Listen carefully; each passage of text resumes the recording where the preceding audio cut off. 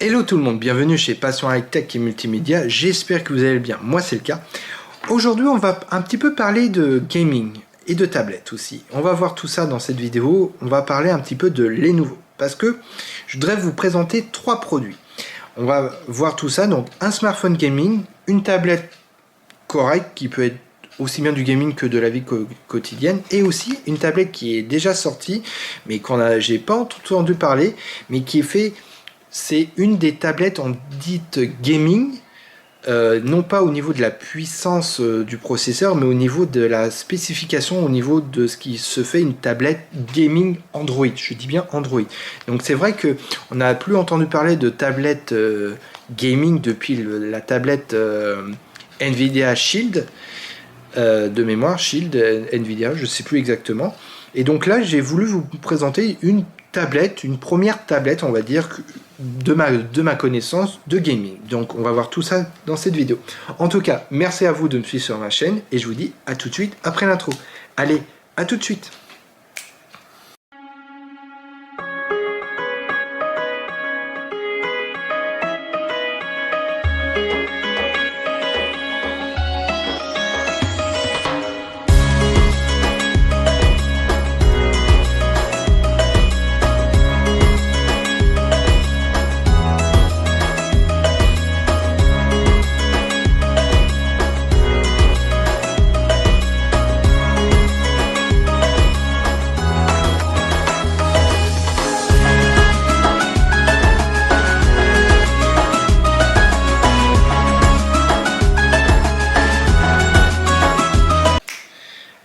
On va parler, on va dire, du smartphone déjà gaming.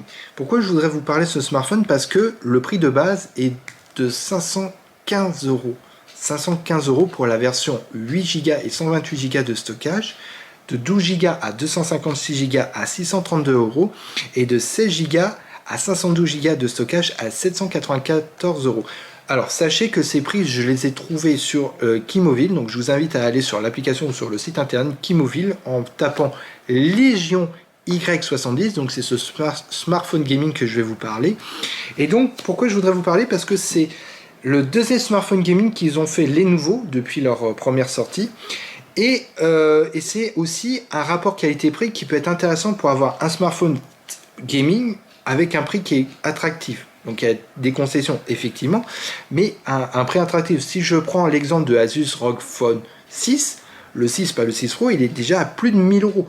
Donc là on est sur un smartphone au niveau de la haute gamme, au niveau de la capacité, on est à 800 €. Donc c'est vraiment une grosse différence de prix de 200 €, mais avec des mêmes puissances. On va voir tout ça dans cette vidéo.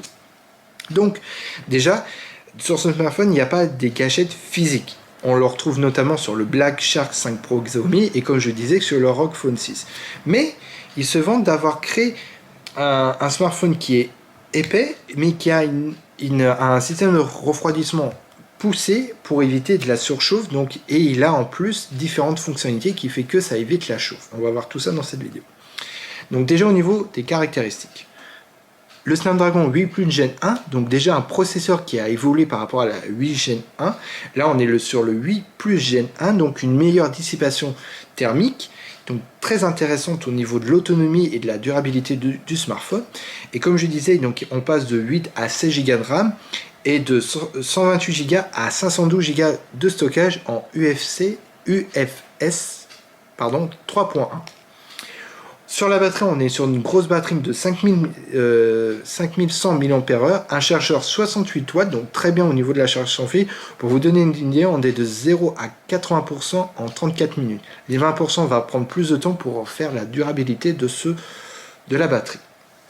Au niveau de l'écran, on est sur un écran OLED de 6,7 pouces, mais avec un taux de rafraîchissement de 144 Hz. Oui, de 144 Hz, donc très intéressant pour du gaming ou même pour la vie de tous les jours, parce que notamment on trouve le 140 Hz qui se fait maintenant sur du grand public, mais on trouvait notamment sur les portables gaming à ce niveau-là.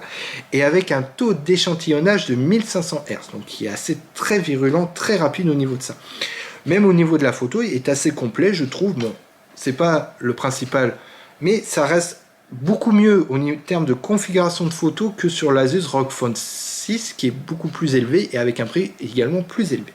On est sur la photo, vous avez le capteur principal de 50 mégapixels, l'ultra grand 30 de 13 mégapixels et le capteur profondeur de 2 mégapixels. Donc c'est une configuration correcte qui tourne très très bien avec l'interface Xeon 13, je crois, qui sera. Donc ce sera très bien à ce niveau-là. Et une caméra frontale de 16 mégapixels, donc ça suffira largement au niveau de la photo.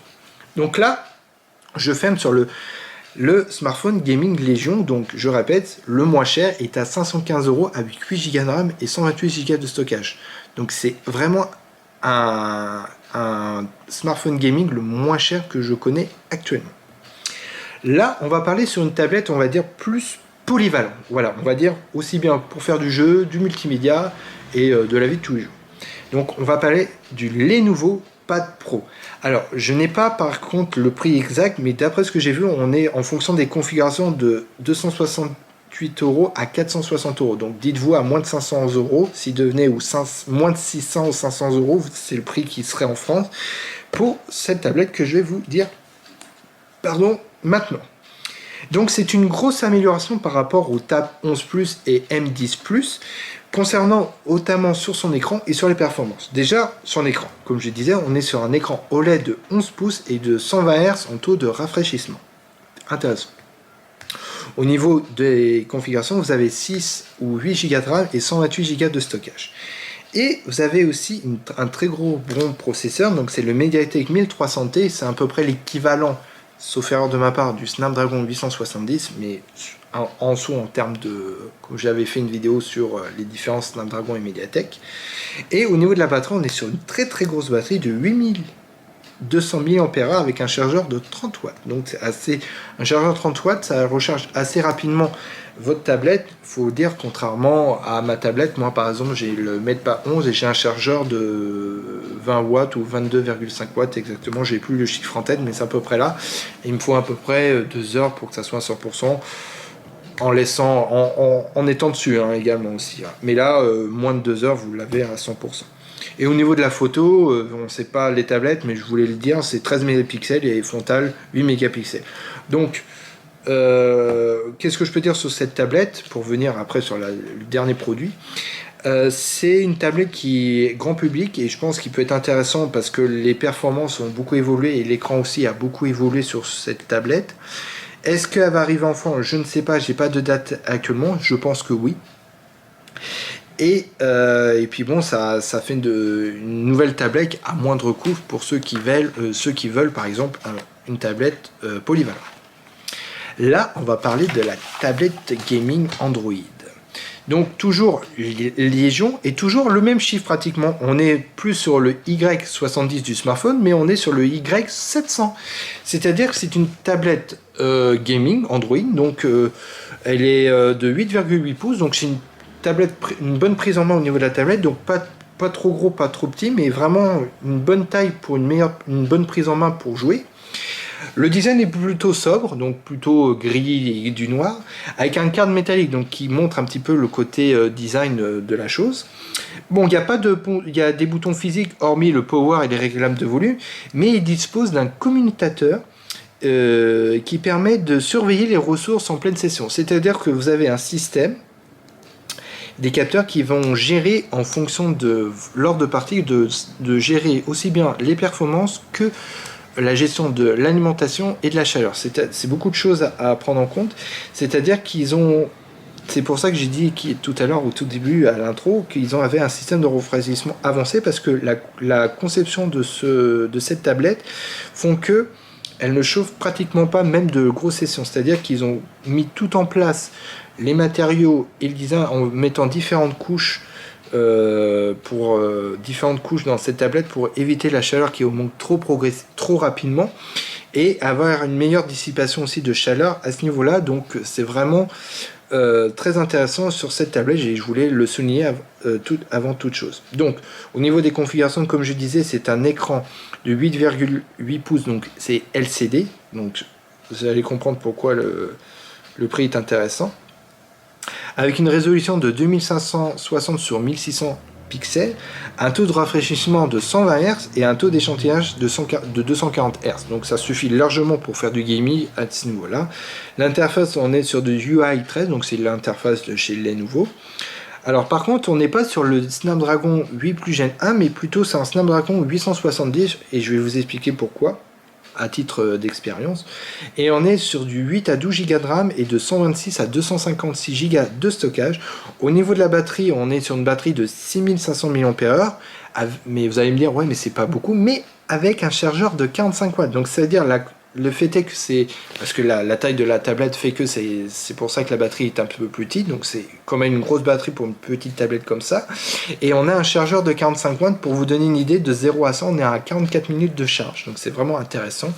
Et au niveau de l'appareil photo, bon, on est 13 mégapixels à l'arrière et 8 mégapixels à l'avant, et donc il y a un port jack 3.5, on a la possibilité d'augmenter la mémoire avec la carte micro SD, et il y a le port USB-C pour la charge.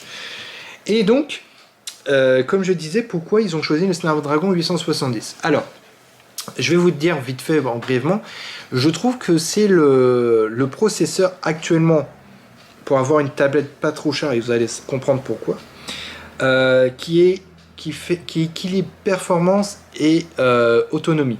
Voilà, pour vous donner une idée, rien à voir avec une tablette, j'avais testé je vous invite à aller voir sur la vidéo, je mettrai tous les liens dans la description, le Realme GT Neo 3T. Et j'étais très impressionné parce que j'ai eu des retours de différentes personnes qui avaient un Snapdragon 888 ou 865 par exemple. Donc c'est vraiment les deux machins, et même des retours sur le Snapdragon 8 Gen 1. Effectivement, au niveau des performances, c'est plus élevé sur les 888 et le 8 Gen 1. Mais au niveau de l'autonomie, on avait une différence de 30 à 40% sur la durée de la journée. Et c'est vrai qu'il faut remarquer que je pense que le Snapdragon 870 est un bon rapport puissance-autonomie et prix aussi pour proposer des tablettes à ce prix-là. Donc je vais vous expliquer pourquoi. Si je fais une conversion brute en Chine, et c'est les prix que j'ai trouvé sur Kimobil et sur ce que j'ai pu trouver, et sur Kimobil ils me disent que les prix en Chine par exemple, enfin le prix il est de, alors le 8 Go et 128 Go à 311 €, et le 12 et 256 Go à 356 €. Ça veut dire que vous avez une tablette gaming avec une très bonne performance. Et c'est vrai que si je savais ça, j'aurais pu prendre, contrairement à ma MedPad 11, mais bon, c'est un choix, parce que bon, déjà c'est sur Android, et de deux, je me fais pas chier sur Harmony OS. Bon, ça c'est autre chose.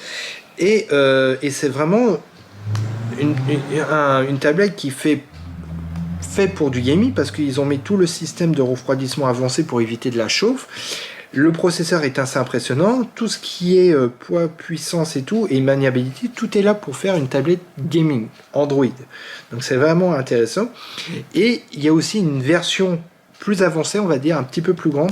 C'est la version Y900. Alors j'ai pas plus d'infos que ça, je suis en cours. Il y a une DAB plus grande, un écran plus grand, je crois c'est de 10 ou 11 pouces. Et avec un Snapdragon, éventuellement le 8 Gen 1 ou même le Snapdragon 888 pour une meilleure performance aussi à ce niveau-là. Bon, qu'est-ce que je pourrais dire sur tout ça? Alors, pourquoi je parlais de Lenovo? Parce que Lenovo, effectivement, personnellement, j'en avais pas entendu parler à ce niveau-là. Au niveau que ça soit tablette, enfin, c'est un petit peu sur les tablettes, je me trompe, et sur les ordi. Mais je me rappelle pas qu'il parlait beaucoup de smartphone et ni de tablette gaming. Et je vais vous le présenter parce que ça change un petit peu et vous montrer que quand même, vous pouvez avoir une autre marque qui peut être intéressante si vous recherchez un petit peu de spécificité gaming ou polyvalence éventuellement. Et c'est vrai que les nouveaux peut permettre d'avoir quelque chose de pas trop cher et équivalent au smartphone ou même tablette premium avec un prix beaucoup plus élevé actuellement. Donc j'ai voulu présenter ces trois produits sur une même vidéo un petit peu longue, mais j'ai voulu présenter ces trois produits. En tout cas, j'espère que cette vidéo vous plaira, vous a plu. Et dites-moi en commentaire ce que vous en pensez. Et je vous dis à très vite pour de nouvelles vidéos. Et merci de me suivre. Grâce à vous, la chaîne évolue petit à petit. Et merci infiniment. En tout cas, merci à vous. Abonnez-vous. Et à très vite pour de nouvelles vidéos. Allez, ciao, ciao.